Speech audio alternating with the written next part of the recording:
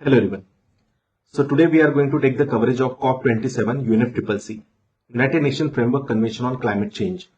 ये जो मीटिंग हुआ था 7 से 18 नवंबर के बीच में इजिप्ट में हुआ था शर्म एल शेख, जो कि आता है सिनाई पेनिनसुला के आसपास, रेड सी के आसपास। ओके, सो इस मीटिंग में हम देख पा रहे कि जो लीड किया था तो वो एंटोनियो गुटेरस इन्होंने लीड किया था, जो कि सेक्रेटरी है यूएनएफसीसीसी के। एंड अपार्ट फ्रॉम दिस, इस मीटिंग में बहुत सारे लीडर्स या कंट्रीज या मेंबर्स एनजीओज जो साथ में आए थे, तो उन्होंने कुछ डिफरेंट स्पीच भी दिए थे related to climate change and finance and loss and damage et cetera topics. Okay, so backdrop of weather events and worldwide जो क्लाइमेट चेंज होते जा रहा है या क्लाइमेट चेंज के जो इम्पैक्ट होते जा रहे हैं, तो उसके बारे में यहाँ पे निगोशिएशन हो रहा था कि डिफरेंट क्लाइमेट फाइनेंस किस तरीके से आ सकता है और कैसे हम डेवलपिंग नेशंस को डेवलप कंट्रीज के थ्रू इस लॉस के लिए या इस डैमेज के लिए कैसे कंपेंसेशन दे सकते हैं।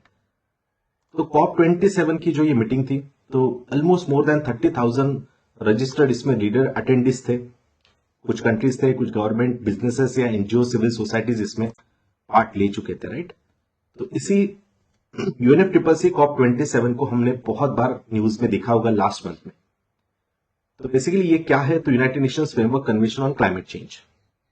तो इस COP27 का आज हम जानेंगे कि बैकग्राउंड क्या है 2022 में आने तक, मतलब 1992 से जब से शुरुआत हुई थी तो 2021 तक, लास्ट ईयर तक इसका बैकग्राउंड क्या रहा, और specifically the most important for this upcoming prelims and mains examination, तो वो होगा COP27 के आउटकम्स क्या क्या है। जैसे कि ग्लोबल शील्ड फंड क्या है, loss and damage funding for climate damages क्या है, ग्रीन वॉशिंग नाम से कंसेप्ट जो निकल के आती है वो क्या है, carbon border adjustment tax, Mathura Vrindavan carbon neutral target जो इंडिया ने डिक्लेयर किए हैं, तो वो एग्जैक्टली किस सिनारियो में किए हैं, किस बैकग्राउंड में किए हैं। Then international drought alliance resilience alliance, so drought resilience alliance ये कंसेप्ट क्या है। Then mangrove alliance for climate, ये भी इस मीटिंग से ही निकल के आता है। देन वनातू भी कुछ अपने कंसर्न रेज करता है कि हमें क्या फेस करना पड़ सकता है। Then after that methane alert response system, ये भी एक COP27 का पार्ट है। India's low emission pathway, sustainable food cold chain opportunity challenges, ये भी इसी मीटिंग में हमने कुछ रिपोर्ट रखे थे या रिपोर्ट लॉन्च किए हैं। Then India and Sweden lead it नाम से एक इनिशिएटिव इस बार स्टार्ट हुआ है, leadership for industrial transition summit. Even REDD जो कि पुरानी कंसेप्ट है, बट इसमें भी कुछ न्यू मोमेंटम आ चुके हैं रेड प्लस में, तो वो भी हम इस वीडियो में चर्चा करेंगे उस बारे में भी। Then forest climate leader partnership, also another concept जो COP27 से निकल के आते हैं। And the last the most important WWF का एक रिपोर्ट है, लिविंग अमेजॉन रिपोर्ट 2022। ये भी इस मीटिंग में रखा गया था to raise the concern about the deforestation या फॉरेस्ट में जो कमी होते जा रही है आने वाले पीरियड में या अभी तक, तो उस बारे में इस मीटिंग में बात की गई थी। तो बेसिकली यूएनएफसीसीसी के आज के सेशन में हम दो पार्ट कर रहे हैं। पहला पार्ट होगा कि जिसमें बिफोर COP27 मतलब पहले COP मीटिंग से लेके 26 तक, मतलब 1992 से लेके COP26 तक, मतलब 2021 तक क्या हुआ है वो पहले वीडियो में हम डिस्कस करेंगे। एंड उसके बाद पार्ट 2 में हम डिस्कस करेंगे COP27 शर्म एल शेख जो इस बार मीटिंग हुआ है, जिसके हमने पीछे हाइलाइट्स देखे हैं, तो वो क्या है, उसके डिटेल्स क्या है। एंड आफ्टर 2022 हमारा क्या विजन होगा या यूएनएफसीसीसी का क्या विजन होगा। तो बेसिकली अब थोड़ा बैकग्राउंड में जाते हैं। तो ये यूएनएफसीसीसी या जिसको हम रियो अर्थ समिट, जहां से इसकी शुरुआत हुई थी, तो ये रियो अर्थ समिट 1992 ये कहां से निकल के आया था? तो ये ब्रुकलैंड कमीशन रिपोर्ट के बेसिस पे अर्थ समिट हुआ था 1992 में। ये ब्रुकलैंड कमीशन रिपोर्ट में क्या था कि 1987 में हार्लेम ब्रुकलैंड इन्होंने इसको लीड किया था और वहां पे बताया था कि अवर common future is in danger basically. और सिर्फ हमें क्लाइमेट चेंज ही नहीं, तो हमें यहां पे CBD means convention on biodiversity, then UNCCD United Nation convention to combat with the desertification and agenda 21, तो ऐसे 4 आउटकम्स रियो अर्थ समिट के अंडर निकल के आते हैं 1992 में। जिसमें यूएनएफसीसीसी के अगर डिफरेंट इंपॉर्टेंट मीटिंग्स की बात करें तो क्योटो 1997 का प्रोटोकॉल, देन पेरिस 2015 का convention which is very important COP21, and Glasgow जो लास्ट ईयर हुआ था 2021 में, that is COP 26 and the recent one that is Egypt 2022 का मीटिंग। तो ये हम वीडियो में आज के डिस्कस करेंगे। Entire important initiatives under the UNFCCC। तो ये आप देख पा रहे हो, कुछ 4 इंपॉर्टेंट मीटिंग्स हम डिस्कस करेंगे। देन आफ्टर दैट और भी कुछ निकल के आते हैं जिसके आपको बेसिक इंफॉर्मेशन होनी चाहिए कि सीबीडी के अंडर क्या क्या इंपॉर्टेंट प्रोटोकॉल्स है या मीटिंग्स है, जैसे Cartagena protocol 2000, grand Canaria declaration global plant conservation के बारे में जो 2022 में डिस्कस किया गया था, एंड नागोया प्रोटोकॉल 2010 जिसमें आईची टारगेट्स आए थे। अब 2022 का मीटिंग इस मंथ में ही होने जा रहा है सीबीडी का, that is in Montreal Canada. Then after that UNCCD की अगर मीटिंग्स की बात करें, that is United Nation convention on combat with the desertification, जो यहां पे हम देख पा रहे हैं 2019 में न्यू दिल्ली में मीटिंग हुआ था। उसके बाद कोविड की वजह से कुछ मीटिंग्स नहीं हो पाए थे, बट अभी जो मीटिंग होने जा रहा है या लास्ट मतलब रिसेंट मीटिंग हुआ था, तो दैट इज अबिजान, यहाँ पे ये मीटिंग हुआ था, राइट। और एजेंडा 21 की बात करें तो it is for sustainable development. तो जहां पे रियो +5 मीन्स 97 का मीटिंग, रियो +10 मीन्स 2002 में हुआ था जोहान्सबर्ग में, तो रियो +10 मतलब रियो के बाद का 5वां मीटिंग, 10वां मीटिंग लाइक दिस।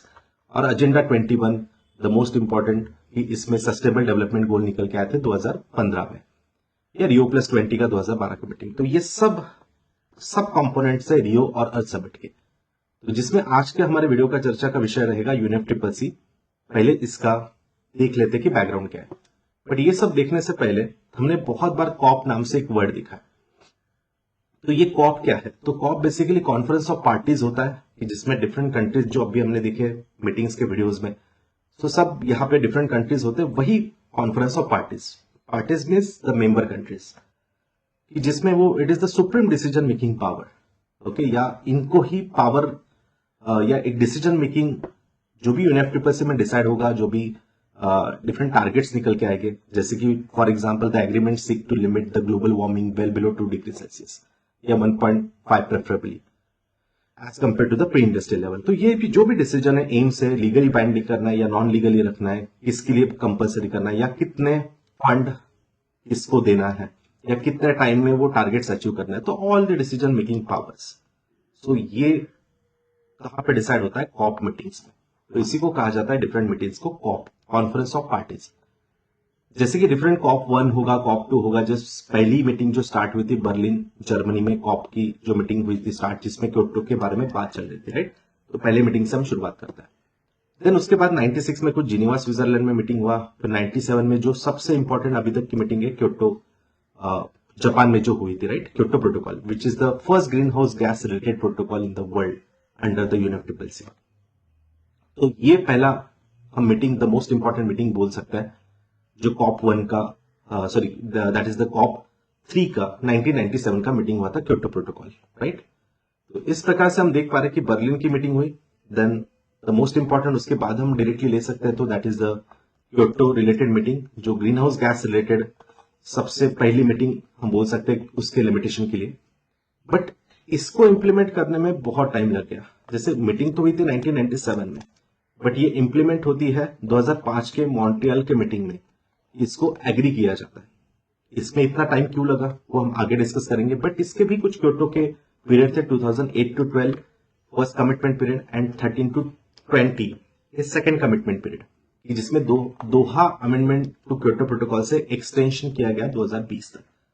इसमें डिफरेंट पोल्यूटेंट्स है, जैसे हम सब जानते हैं कि CO2 is the main green house gas pollutant जिसको कम करना था, बट उसके साथ अदर भी 6 to 7 यहाँ पे आप देख सकते हो डिफरेंट पोल्यूटेंट्स थे, जिसमें हमने पहले कमिटमेंट पीरियड में टारगेट रखा था क्योटो के मीटिंग्स में कि 5% बिलो 1990 लेवल हमें ग्रीन हाउस गैस इमिशन करना है।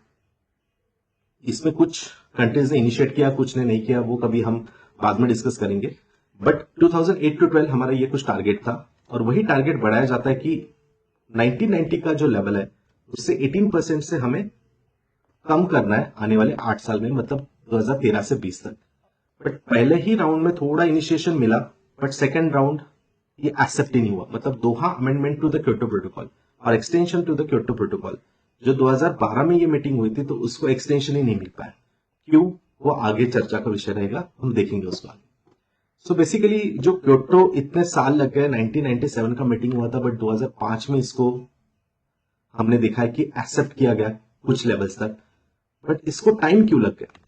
तो बेसिकली ये वर्क कर रहा था सीबीडीआर मॉडल पे, that is common but differential responsibility. तो ये क्या होती है? तो देखो, सभी को 97 में अगर देखा जाए टारगेट अगर दिए जाएंगे सेम टारगेट्स, तो क्या डेवलप कंट्रीज इसको एक्सेप्ट कर पाएंगे?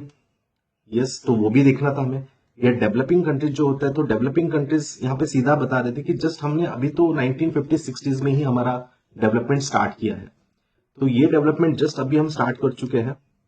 और आप लोग तो यहाँ पे आप देखोगे तो बहुत सालों से आप इमिशन कर रहे हो, आपका इंडस्ट्रियलाइजेशन हमसे 200 साल पहले स्टार्ट कर चुके हैं, राइट? तो इसलिए जैसे हम ये मेम देख पा रहे हैं कि हमें अपने में मत मिलाइए, हम अलग है। तो डेफिनेटली अलग है हम, क्योंकि डेवलप कंट्री जो होता है तो वो सालों से अपना इमिशन कर रहे हैं, आज वो अपनी इकोनॉमी को स्ट्रॉन्ग कर चुके हैं और आज वो सोच सकते हैं एनवायरमेंट के बारे में प्रायोरिटी पे। But in the case of China, India and Brazil, जो कि रिसेंटली पोल्यूशन स्टार्ट हो चुका है, वो डेवलपिंग कंट्रीज है, we have another priorities like hunger et cetera other issues. तो यहाँ पे हम इसको एनवायरमेंट को प्रायोरिटी पे नहीं रख सकते। बट हाँ, we will take a common participation in this fight against the pollution. Okay, fight against the climate change में हम commonly involve तो हो गए आपके साथ, हम आपके हाथ में हाथ मिला के इसको सामने डेफिनेटली कोशिश करेंगे कि हम इसको कम करें। बट डिफरेंशिएटेड रिस्पॉन्सिबिलिटी मतलब क्या? हिस्टोरिकली जो बिगेस्ट पोल्यूटर्स है, तो उनकी रिस्पॉन्सिबिलिटी यहाँ पे ज्यादा होगी, उनपे जो भी टारगेट्स होंगे वो बाइंडिंग टारगेट्स होंगे। बट जो countries like China, India, Brazil, जो जस्ट उन्होंने 50 से उनका पोल्यूशन स्टार्ट हो चुका है या उनकी डेवलपमेंट स्टार्ट हुई है, तो उनके लिए कोई टारगेट जो होगा तो वो बाइंडिंग नहीं होगा। तो इसी कंसेप्ट पे वर्क करता है कॉमन बट डिफरेंशिएटेड रिस्पॉन्सिबिलिटी। ठीक है, तो इस प्रकार से सीबीडीआर है, जिसमें हम देखते हैं कि आज ये कंट्रीज थोड़ा कम पोल्यूशन कर रहे हैं, बट हिस्टोरिकली यूरोप होगा, यूएसए, कनाडा, ये हिस्टोरिकली बिगेस्ट पोल्यूटर थे। बट आज की डेट में देखा जाए तो डेफिनेटली इंडिया, चाइना या most of the developing Nations आज के पोजीशन में अगर देखे जाए तो ज्यादा पोल्यूशन कर रहे हैं। But we need the time to solve this issues. इसीलिए हमें क्या चाहिए कि आपसे मदद चाहिए। ये जो डेवलपिंग या डेवलप कंट्रीज है, सॉरी, तो इन डेवलप कंट्रीज अगर हमें फंड देते हैं तो हम रिन्यूएबल रिसोर्सेस लेके आ सकते हैं मार्केट में, ठीक है, या फिर रिन्यूएबल सोर्सेस को बढ़ोतरी दे सकते हैं rather than using coal and crude oil et cetera. तो हम क्लीन एनर्जी की तरफ जा सकते हैं। तो वही हमारी डिमांड होगी हमेशा, आने वाले बहुत टाइम तक हम फंड्स की बात करते रहेंगे। तो बेसिकली ये जो क्योटो एक्सेप्ट हुआ, तो ये 3 मॉडल पे वर्क करता था। तो सीबीडीआर ये तो कंसेप्ट आ गई, बट सेकंड एक मोस्ट इंपॉर्टेंट कंसेप्ट है कि फ्लेक्सिबल मार्केट मैकेनिज्म भी आया था। कि बहुत सारे कंट्रीज यहाँ पे बोल रहे थे डेवलप कंट्रीज की, हम इतना तो कम नहीं कर सकते, हमें हमारी कंपनीज बंद करनी पड़ेगी। तो फिर क्योटो के अंडर इन्हीं 5 से 7 सालों में, मतलब 2005 तक, एक फ्लेक्सिबल मॉडल निकल के आता है जिसका नाम है क्लीन डेवलपमेंट मैकेनिज्म। जिसमें क्या होगा कि बहुत सारे जो शेड्यूल 1 कंपनी, मतलब शेड्यूल 1 कंट्रीज होगी कि जो डेवलप कंट्रीज है, तो वो पे करेंगे फॉर क्लीन डेवलपमेंट मैकेनिज्म। मतलब कुछ एनवायरमेंट फ्रेंडली जो प्रोडक्ट्स होते हैं उनके लिए फंड दिया जाएगा, और वो डेवलपिंग नेशंस या लीस्ट डेवलप कंट्रीज या स्मॉल आइलैंड जो कंट्रीज होते हैं तो उनको फंड देंगे। फिर वो अपने अपने प्रोजेक्ट्स रन कर सकते हैं और वो अपना टारगेट, इवन डेवलप कंट्रीज अपना टारगेट रीच कर सकते हैं। तो finally they will get the certificate कि हाँ, इन्होंने इस कंट्री में इन्वेस्टमेंट किया, सो दैट्स वाई उनका इतना इतना इमिशन कम हुआ। बट क्रेडिट मिलेगा इनको ही डेफिनेटली, बिकॉज फंड्स तो वो दे रहे हैं तो क्रेडिट भी उनका ही बनता है। बट बेसिकली उनको भी बाइंडिंग टारगेट्स है, वो अपने खुद के कंट्री में अगर इमिशन के टारगेट्स अचीव नहीं कर पा रहे तो वो इसके थ्रू भी कर सकते हैं। फिर इमिशन ट्रेडिंग आता है कि जिसमें सबको अपना अपना एक कोटा दिया जाएगा कि इतना ही CO2 आप इमिट करो। अगर नहीं कर पाओगे तो जितना आपने एक्स्ट्रा इमिट किया है तो उसका आपको अलाउंस देना पड़ेगा, जिसने कम किया है उसको। कुछ कंट्रीज होंगे कि जिन्होंने कम किया, जैसे इंडिया ने कम किया, तो हमारा जो left over allowance for sale है, तो वो हम जितना भी क्रेडिट्स हमने बचाए, कि जहां पे हमें 200 करना था हमने 100 ही कर दिया, तो 100 हमारे पास बच गया। तो जो लेफ्ट ओवर है, और इन्होंने समझ लो कि 100 ज्यादा कर दिया, तो वो हमसे क्रेडिट्स ले लेंगे। Getting my point? तो हमें इससे क्या होगा, पैसे भी मिल जाएंगे, राइट, और हम कोशिश करेंगे कि हम कम इमिशन करें। देन आफ्टर दैट आता है ज्वाइंट इंप्लीमेंटेशन। ज्वाइंट इंप्लीमेंटेशन मतलब क्या होगा कि कुछ develop countries other develop countries में ही इन्वेस्ट कर सकते हैं, और जिससे इनको क्या मिलेगी, क्रेडिट्स मिलेगी। जैसे कि यूएसए चाहता है फ्रांस में इन्वेस्टमेंट करे और वहां पे क्लीन टेक्नोलॉजी लेके आ जाए, बट एनी हाउ आपको सबको क्या करना है कि CO2 इमिशन के टारगेट्स जो कम करने के टारगेट्स है वो अचीव करने हैं, चाहे वो CDM हो, इमिशन ट्रेडिंग हो या ज्वाइंट इंप्लीमेंटेशन हो। तो इस प्रकार से ये वर्क करेगा। जैसे हम देख पा रहे हैं इस इमेज में भी कि कार्बन क्रेडिट मतलब जिन्होंने एक्स्ट्रा इमिशन बचा लिया है तो वो क्या करेंगे, फिर यहाँ पे अपना जो भी अलाउंस है वो सेल करेंगे, और जिसने एक्स्ट्रा इमिट करके रखा है तो उनको वो बेचा जाएगा, राइट, लाइक दिस। तो इसी प्रकार से मीटिंग चलते रहते हैं। फिर 2007 में this Kyoto protocol be replace by the Bali road map. इसमें कुछ और आगे डिस्कशन होते हैं कि आगे कैसे क्योटो एक्सटेंशन होगा, लाइक दैट, ओके। उसके बाद 2009 में कोपेनहेगन की मीटिंग होती है जो सबसे इंपॉर्टेंट मानी जाती है, कि जहां पे ग्रीन क्लाइमेट फंड ये कंसेप्ट निकल के आती है, राइट, कि जैसे 2010 में भी एक्चुअली इसको फॉर्मली अगर हम बोल सकते हैं कि क्रिएट किया गया प्रॉपर फंड, कि ये ग्रीन क्लाइमेट फंड क्या होगा। तो बेसिकली ग्रीन क्लाइमेट फंड मतलब क्या है, तो जो डेवलप कंट्रीज है, बराबर है, डेवलप कंट्रीज डेवलपिंग कंट्रीज को कुछ फंड देंगे for the climate change adaptation के लिए। मतलब क्लाइमेट चेंज से उनके जो हम देख पा रहे कि साइक्लोन से उनको ज्यादा अफेक्ट हो गया है, ड्रॉट से ज्यादा अफेक्ट हो रहा है, तो डेवलपिंग कंट्रीज को डेवलप कंट्रीज क्या करेगी कि समझ लो $100 बिलियन का यहाँ पे फंड क्रिएट किया है, तो वो फंड इनके एडॉप्शन के लिए दिया जाएगा। किसके एडॉप्शन के लिए? डेवलपिंग कंट्रीज के, कि जिससे वो लड़ पाए, क्योंकि क्लाइमेट चेंज तो उनकी वजह से ज्यादा हुआ है, डेवलप कंट्रीज की वजह से ज्यादा हुआ है, तो वो फंड फिर इनको दिया जाएगा। Got it? तो इस प्रकार से ग्रीन क्लाइमेट फंड की जो कंसेप्ट है तो वो 2010 में आ जाती है, जिसकी आज भी चर्चा चल रही है कि इसमें जो फंड प्रॉमिस्ड है, कमिटेड है, तो वो अभी तक मिल नहीं रहा है, ऐसे डेवलपिंग नेशंस बहुत बार बोलते हैं। तो देखते हैं आगे। तो फिर बाद में उसके डरबन में कुछ मीटिंग होता है, दोहा में जो मीटिंग होती है तो क्योटो को एक्सटेंड करना था, but this what not supported by US, China and Russia, Canada etcetera. तो वो कहते हैं कि क्योटो के जो टारगेट्स है वो बहुत ज्यादा बाइंडिंग है, तो हम इसको आगे कंटिन्यू नहीं कर पाएंगे, राइट, बिकॉज इससे हमें इकोनॉमी पे भी इंपैक्ट हो रहा है और हम कुछ प्रोजेक्ट्स को डेवलप भी नहीं कर पा रहे। Basically it's Doha round is nothing but the end of the Kyoto protocol. But तभी भी इन्होंने बोला था कि 2020 तक हम इसको रखेंगे, इसके आगे का बाद में चर्चा किया जाएगा। But basically Doha round was a failure, okay. तो इसके बाद फिर एक कंसेप्ट निकल के आते हैं, जब extension of the Kyoto protocol नहीं हो पाता है या फिर फेल हो जाता है दोहा कतार की मीटिंग्स में, तो उसके बाद एक 2013 में मीटिंग होती है COP19, जिसको हम कहते हैं वर्सोवा में, पोलैंड में। और अभी तक हमने देखा है कि जो क्योटो टारगेट रख रहा था वो हमें अचीव करने थे, डेवलप कंट्रीज को अचीव करने थे, वो उनको पसंद नहीं आ रहा था। तो यहाँ पे एक बहुत अच्छी कंसेप्ट निकल के आती है वर्सोवा पोलैंड में, INDC targets. This term is coined in the Versova. तो ये क्या है? Intended national determined contribution. मतलब अगर हमारे टारगेट्स आपको अच्छे नहीं लग रहा है तो आपके नेशन वाइज आपका जैसा भी इंटेंशन है तो उस इंटेंशन से कुछ डिटरमाइंड कंट्रीब्यूशन आप खुद ही डिक्लेयर कर लो। जैसे इंडिया खुद डिक्लेयर करेगा कि हमें क्या करना है, हमें कितना टारगेट रखना है खुद के लिए, क्योंकि इसके पीछे वही कंसेप्ट है कि अगर वो खुद टारगेट अचीव नहीं कर पा रहे तो हम INDC के थ्रू इसको अचीव करवाने की कोशिश करेंगे। तो बेसिकली ये टर्म निकल के आती है। फिर 2013 के बाद सबको बोला जाता है कि 2015 में एक मीटिंग होने जा रहा है पेरिस में, और फिर कहा जाता है कि 2015 में जो पेरिस में मीटिंग होगा तो वहां पे आप सब अपने अपने टारगेट्स रख सकते हो, इंटेंडेड टारगेट्स रख सकते हो। तो ये कंसेप्ट सभी कंट्रीज को अच्छी लगती है। फिर 2015 में आता है पेरिस का मीटिंग होता है, राइट, 2015 पेरिस का मीटिंग। और इस पेरिस के मीटिंग में एक तो कॉमन रखा ही जाता है कि 2 डिग्री सेल्सियस तक हमें लिमिट करना है टेम्परेचर, या ओवरऑल प्रेफरेबली 1.5 तक, मतलब प्री इंडस्ट्रियल लेवल में जो टेम्परेचर था उसके कंपैरिजन में यहां तक लिमिट करना है। तो ये तो पेरिस में बोला ही जाता है, बट साथ ही साथ INDC के टारगेट्स भी रखे जाते हैं।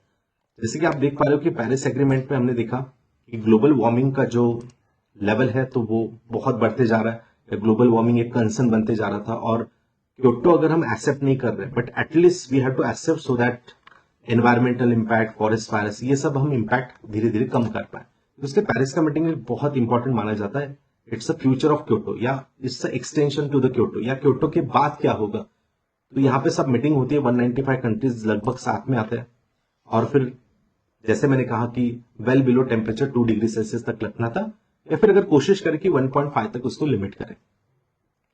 तो इस प्रकार से एक रोड मैप बनना स्टार्ट हो जाता है, और अगर नहीं करते तो वो भी बताया जाता है कि अगर आप नहीं करोगे इस 2 डिग्री और 1.5 को तो ये 2.7 तक भी बढ़ सकता है, एक्सपेक्टेड है, और जिससे बहुत ज्यादा फॉरेस्ट फायर या बहुत सारी चीजें हो सकती है। फिर ये पेरिस में जो टारगेट रखा गया था, तो वो हम एवरी 5 ईयर को एक्सेस करेंगे, या फिर इसका इम्प्लीमेंटेशन मतलब जब क्योटो खत्म होगा तो वो 2020 में होगा, राइट।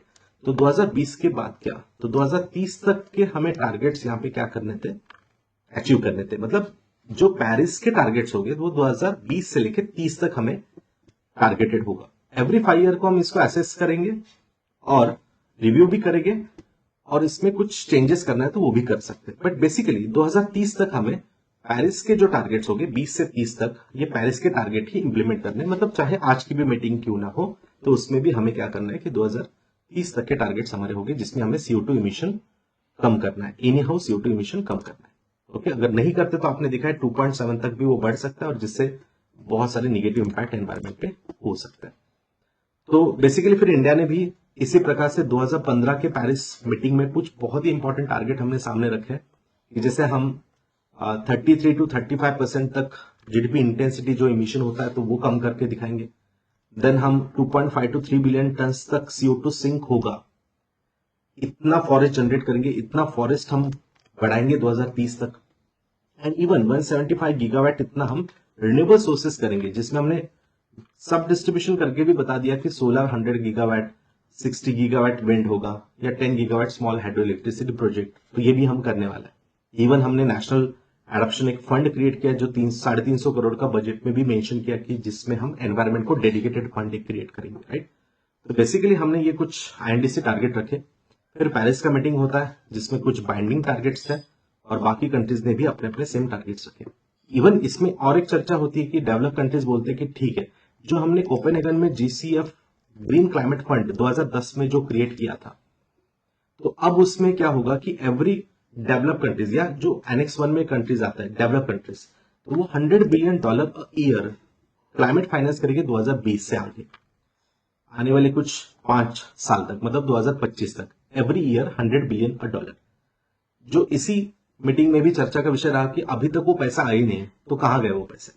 ठीक है, मतलब डेवलप कंट्रीज ने जो कमिट किया है वो कमिटमेंट वो पूरा नहीं कर रहा है, बराबर है। तो डेवलपिंग कंट्रीज पे जब प्रेशर डाला जाता है कि आप भी इसको इंप्लीमेंट करो या आप पोल्यूशन कम करो, तो वही हम बात कहते हैं कि आप GCF में फंड दे दो, फिर हम चाहे वो कर सकते हैं, है ना। तो रिन्यूएबल सोर्सेज पे हम फोकस कर सकते हैं, बिकॉज यू नो दैट कि सोलर वगैरह सब बहुत महंगे सोर्सेस है, या फिर बहुत महंगा होता है कि इनको एस्टैब्लिश करना, इनिशियल फंड्स बहुत लगते हैं।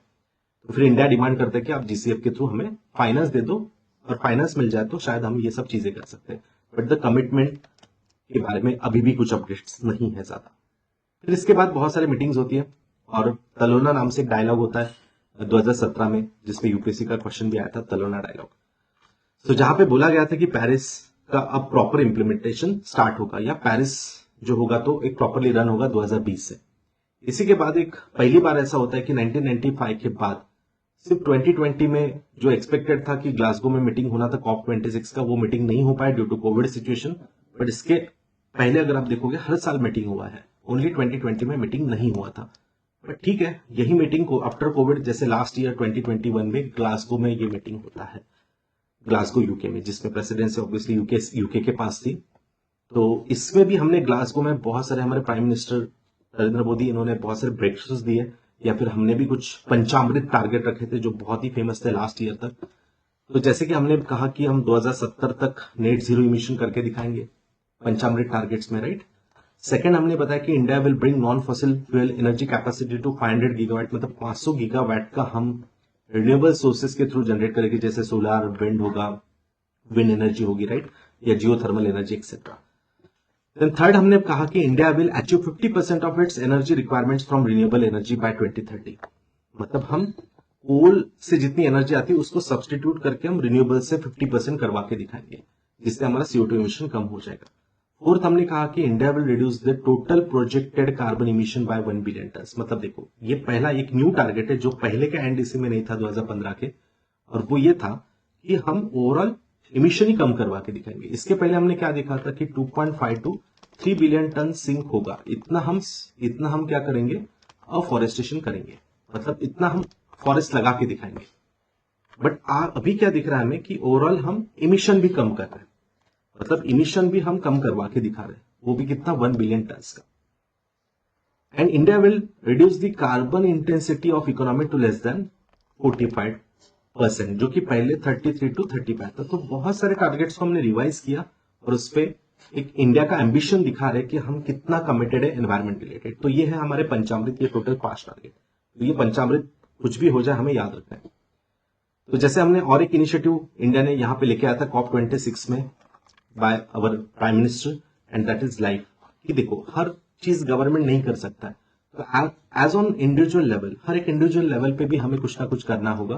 That is lifestyle for environment. मतलब हर एक मतलब बेसिकली पीपल लेवल पे या इंडिविजुअल लेवल पे हमें कुछ ना कुछ यहाँ पे इनिशिएट करना होगा कि जिससे हम एनवायरमेंट को फायदा दे सकते हैं। अब एक एकदम सिंपल एग्जांपल बता देता हूं कि अगर हम कोई ऑफिस छोड़ के या कोई घर में अगर घर से बाहर जा रहे हैं तो हमें लाइट्स सब बंद करके जाने चाहिए। So this is a very basic example, right.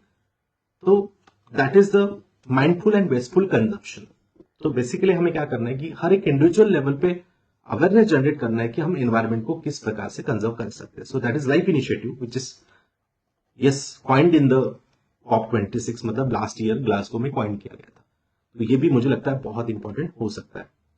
तो यही इस साल हम देख पा रहे कि इस साल के 5 जून वर्ल्ड एनवायरमेंट डे पे ऑफिशियली इसका लाइफ का इनॉग्रेशन किया गया था, जिसमें बहुत सारे कंट्रीज डिफरेंट जुड़े थे यहाँ पे, right.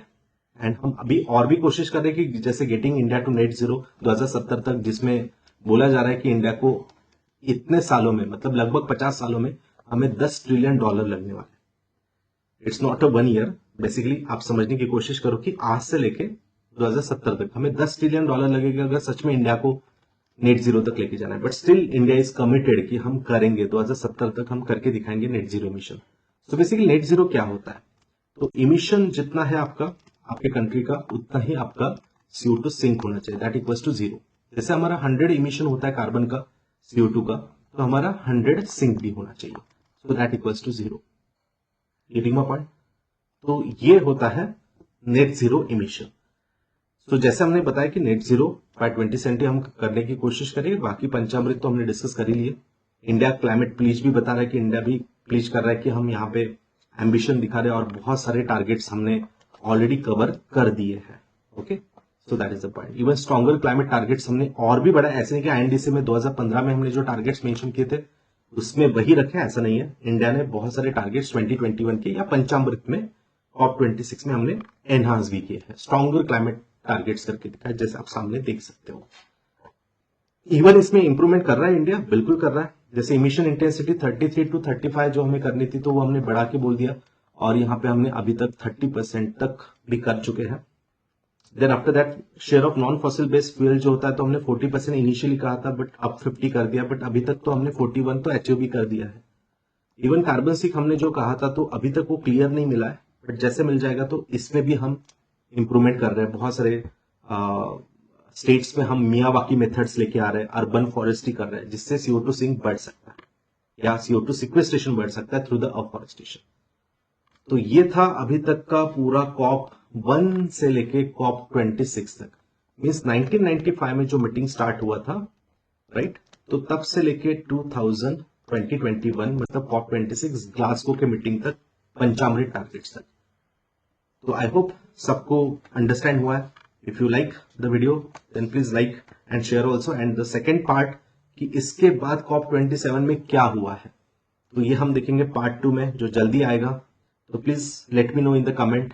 So really you want to continue this part, या COP27 के बारे में सच में जानना चाहोगे, तो वो मुझे आपको बताना है, so that we can discuss about this different initiative जो COP27 में न्यू कंसेप्ट आ चुकी है, राइट। तो इसके बारे में हम आने वाले सेशंस में डिस्कस करेंगे। Okay, so then thank you all of you.